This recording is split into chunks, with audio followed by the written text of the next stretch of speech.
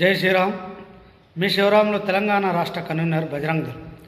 తెలంగాణ రాష్ట్రంలో హైదరాబాద్తో పాటు ప్రతి జిల్లా కేంద్రంలో శరన్న్య నవరాత్రులు జరుపుకుంటూ ఉన్నారు. అదే తరుణంలో దాండియా ప్రోగ్రాంలు కూడా నిర్వహిస్తూ ఉన్నారు. ఈ దాండియా ప్రోగ్రాం వల్ల ప్రతి సంవత్సరము ఏమి తెలియని అమ్మాయిలు కూడా లవ్ జిహాదులకు గురవుతూ ఉన్నారు. దీనివల్ల ప్రతి సంవత్సరం పెరుగుతూ ఉంది లవ్ జిహాద్కి సంబంధించింది. కాబట్టి నిర్వాహకులు కూడా గమనించాలి. ఎవడైతే లోపలికి వస్తూ ఉన్నారో వాళ్ళకు బొట్టు మరియు ఆధార్ కార్డు చూసిన తర్వాత పంపించాలి. దాంతోపాటు బౌన్సర్స్ను కూడా మీరు ముస్లిమ్స్ని పెట్టిరని మాకు తెలిసింది. మా కార్యకర్తలకు కూడా చెప్పాము. వెంబడే బౌన్సర్స్ను కూడా తొలగించాలి. లేని పక్షంలో బౌన్సర్తో పాటు ఆ దాండియా ప్రోగ్రాంలో ఏ ఒక్క ముస్లిం కనిపించినా వారిని పోలీస్ స్టేషన్కి పట్టించడం ఉండదు. మా కార్యకర్తలు ఏ శాస్త్రజ్ఞాన చేస్తారు. నిర్వాహకులను కూడా వదిలిపెట్టే ప్రసక్తి లేదు. నిర్వాహకులు కొంతమంది మంచి ప్రోగ్రాంతో నిర్వహిస్తూ ఉన్నారు. కొంతమంది కేవలమే డబ్బే అనే ఆశతోని ఎవడొస్తే పర్వాలేదని వ్యక్తిగతంగా డబ్బులు సంపాదించుకోవడానికి అందరిని అనుమతిస్తూ ఉన్నారు.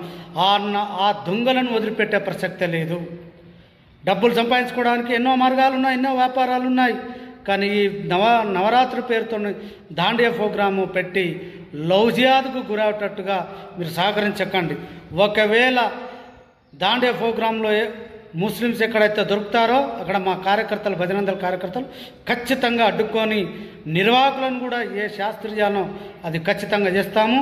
దీనిపైన వెంబడే పోలీసు యంత్రాంగం, రాష్ట్రంలో ఉన్నటువంటి పోలీసు యంత్రాంగం కూడా నిర్వాహకులకు కూడా కౌన్సిలింగ్ ఇచ్చి, మరి ఇది కేవలం హిందూ బంధువులకు సంబంధించింది, కేవలం ఇది హిందువుల పండుగ, అన్య మతస్థుల పండుగ కాదు. అన్య మతస్థుల పండుగలలో మసీదులకు పోయి చర్చిలకు పోయి మా కార్యకర్తలు హిందువులు ఎవరు కార్యక్రమాలు నిర్వహించరు. మరి వీళ్ళు